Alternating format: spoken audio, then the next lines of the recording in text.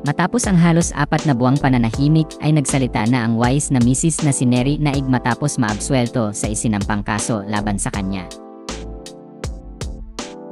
Matatanda ang inaresto si Neri sa basement ng isang convention center sa Pasay City noong November 23, 2024 dahil sa kasong 14 counts of violation of Securities Regulation Code at sa kasong syndicated estafa na isinampa laban sa kanya.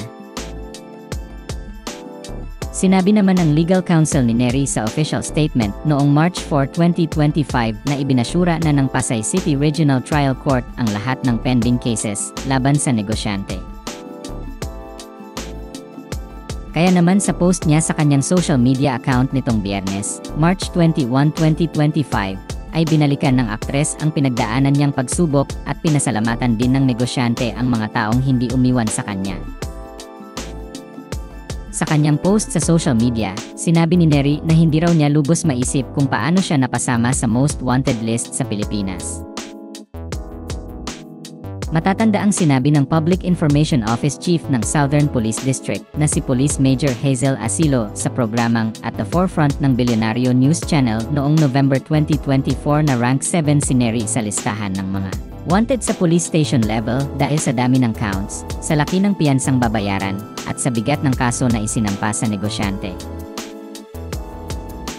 Sinabi rin ni Neri sa kanyang post na alam daw niyang marami ang naghihintay ng pahayag niya matapos siyang mapawalang sala ng korte, kaya gagawin daw niya yon sa takdang panahon.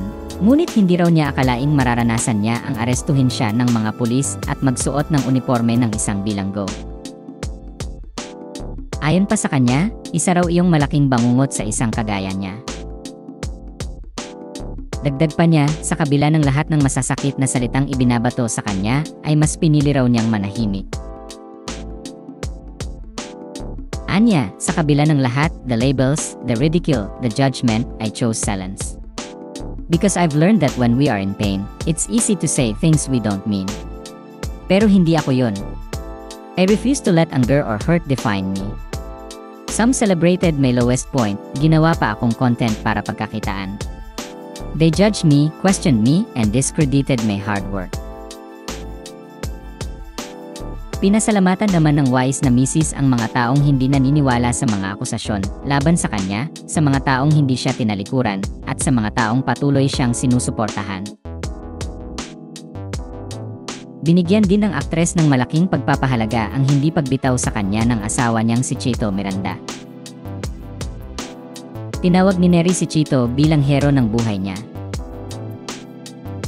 Ayon pa sa kanya, sinabihan siya ng kanyang asawa na mababait pa rin ang mga tao, kahit hindi raw niya makita yon sa mga panahon na yon.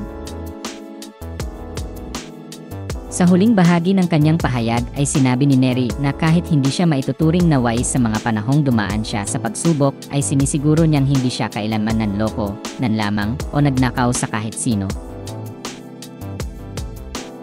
Samantala, nag-renew ng wedding vows sina Neri Naig at Chito Miranda noong March 6, 2025 para sa kanilang 10th wedding anniversary.